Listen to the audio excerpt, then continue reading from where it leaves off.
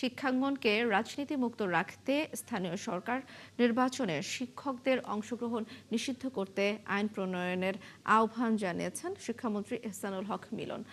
আর প্রধানমন্ত্রীর উপদেষ্টা মাহদি আমিন জানান, কারিকুলাম উন্নয়নে গুরুত্ব দিচ্ছে সরকার। জাতিসংঘ সংস্থা ইউনিসেফের এক সেমিনারে এমন মন্তব্য করেন তারা। আরও জানাচ্ছেন মাহিলা ইসলাম। নানা সময়ে শিক্ষা কমিশন হলেও তার বাস্তবায়ন তেমন একটা নেই। একই সঙ্গে সরকার পরিবর্তনের সাথে সাথে সিলেবাসেও আসে পরিবর্তন। দায়িত্ব নেওয়ার পরপরই শিক্ষা ব্যবস্থাকে যুগোপযোগী এবং আধুনিক করতে চায় সরকার। ভোগান্তি ভুলে চলে আসুন রিগালে। ওয়ারেন্টি সহ স্টাইলিশ কালেকশন নিয়ে রেডি রিগাল ফার্নিচার। জাতিসংঘ সংস্থা ইউনিসেফের এক সেমিনারে প্রধানমন্ত্রীর একজন উপদেষ্টা জানান, কারিকুলাম ভিত্তিক শিক্ষা ব্যবস্থার উন্নয়নই সরকারের অগ্রাধিকার। কারিকুলামের ডেভেলপমেন্টের কাজ করছি, এক্সট্রা কারিকুলার অ্যাক্টিভিটিজের উপর প্রায়োরিটাইজ করছি, স্পোর্টস এবং কালচারকে আমাদের শিক্ষা ব্যবস্থার অনন্য সংযোজন করছি।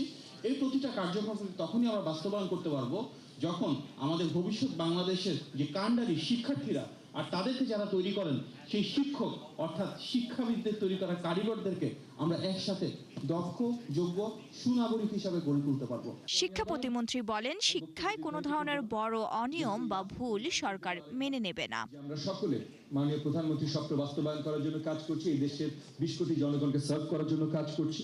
এই কাজে কোনো ভুল ত্রুটি, বড় দাগের ভুল ত্রুটি দেশবাসী মেনে নেবে না, মাননীয় প্রধানমন্ত্রী মেনে নেবেন না। অন্যদিকে শিক্ষামন্ত্রী জানান, শিক্ষকদের রাজনীতির বাইরে রাখতে চায় সরকার। স্থানীয় সরকার নির্বাচনে 4573টি চেয়ারম্যান পজিশন, 493টি হচ্ছে আমাদের নির্বাচন, লোকাল গভর্নমেন্ট চেয়ারম্যান নির্বাচন। এই নির্বাচনে আমি দেখেছি, আমার নিজস্ব অভিজ্ঞতা, অনেক শিক্ষক সেখানে জয়েন করেন। কতজন হতে পারলো সেটা আমি বলছি না, কিন্তু তারা পার্টিসিপেট করেন এ বিগ নাম্বার। এতে ক্লাসরুমের এডুকেশনের খর্ব হয়। তাই আমি বলছিলাম একটি রেগুলেশন হওয়া উচিত নির্বাচন কমিশনের, যে শিক্ষকরা লোকাল গভর্নমেন্ট নির্বাচনে না যাওয়াটাই ভালো। তিনি আরও জানান, নারী শিক্ষার্থীরা যাতে মাঝ পথে ঝরে না পড়ে সেই লক্ষ্যে সরকার প্রয়োজনীয় পদক্ষেপ নিচ্ছে। অনেকে এবার প্রস্তুতি নিতে পারেনি বিধায় ভাবছি, তবে আমরা এই বিষয়টি গুরুত্ব দিয়ে দেখব। মাহিলা ইসলাম, ৭১, ঢাকা।